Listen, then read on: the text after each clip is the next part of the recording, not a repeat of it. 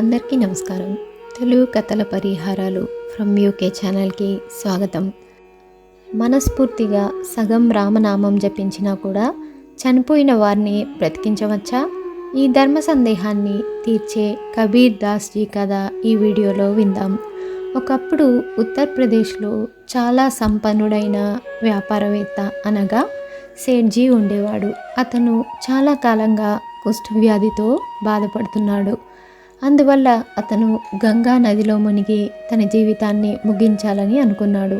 అతను తన కుటుంబ సభ్యులు మరియు స్నేహితులతో కలిసి గంగా నదికి వచ్చి అక్కడ కమల్ను కలిశాడు. కమల్ కబీర్ దాస్ జీ కొడుకు. కమల్ అంతా ఆరా తీసి ఇలా అన్నాడు, సేఠ్, నేను మీ శరీరం నుండి ఈ కుష్ఠవ్యాధిని పూర్తిగా తొలగిస్తే అని అడిగాడు. సేఠ్ దానికి బదులుగా, నా సంపదలో సగం నీకు తక్షణమే ఇస్తాను మహారాజా అన్నాడు. దానికి బదులుగా కమల్, నీ సంపదను నీ దగ్గరే ఉంచుకో, నాకు ఏమీ అక్కర్లేదు. ఒక్కసారి మీ గుండె దిగువ నుండి రాముని జపించండి మరియు గంగలో స్నానం చేయండి. కమల్ చెప్పినట్టే సేఠ్ చేశాడు, కానీ ఏమీ జరగలేదు. నువ్వు నీ హృదయం నుండి రాముని జపించలేదు, మరోసారి చేసి స్నానం చేయండి అన్నాడు. మళ్ళీ ఏమీ జరగలేదు. ఇప్పుడు కమల్ మూడోసారి రామ్ అని చెప్పమని అడిగాడు మరియు సేఠ్ స్నానం చేస్తుండగా కమల్ అతనిపై చెక్క కర్రతో కొట్టాడు. ఆకస్మిక దాడి కారణంగా సేఠ్ భయాందోళనకు గురయ్యాడు మరియు చివరకు తన గుండె దిగువ నుండి రామ్ అని అరిచాడు. అద్భుతం జరిగింది. అతని కుష్ఠవ్యాధి పూర్తిగా తగ్గిపోయింది. ఇది చూసిన కమల్ చాలా సంతోషించాడు. అతను కబీర్ దాస్ జీ వద్దకు వచ్చి జరిగిందంతా చెప్పాడు. కమల్ వ్యాధిని నయం చేయడానికి 3 సార్లు రామనామం చెప్పవలసి వచ్చిందని ఇది విన్న కబీర్ దాస్ జీ చాలా బాధపడ్డాడు.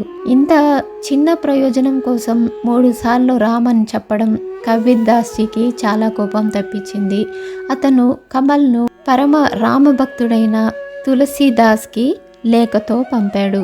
కమల్ తన వద్దకు వచ్చినప్పుడు తులసీదాస్ జీ ఆ లేఖను చదివారు. అందులో ఇలా వ్రాయబడింది, కుష్ఠవ్యాధిని నయం చేయడానికి 3 మార్లు రామనామాలు తీసుకోవాల్సిన కమల్ లాంటి కొడుకు పుట్టడంతో నా వంశం క్షీణించుకుపోయింది. తులసీదాస్ జీ చిరునవ్వుతో, కుష్ఠవ్యాధిని నయం చేయాలనుకుంటే నా ఆశ్రమానికి రండి అని ఆదేశించారు.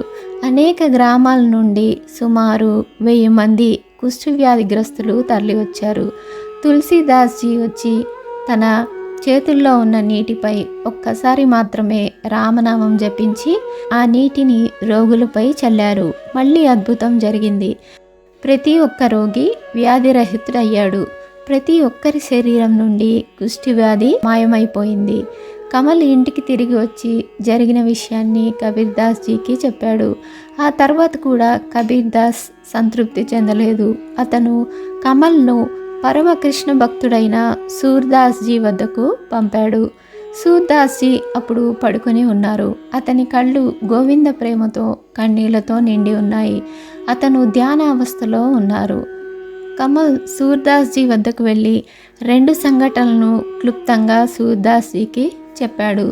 సూర్దాస్ జీ కమల్తో ఇలా అన్నారు, కమల్, యమునా నదిని చూడండి, అందులో మృతదేహం ప్రవహిస్తోంది. దానికి బదులుగా కమల్, అవును, మృతదేహం ఉంది.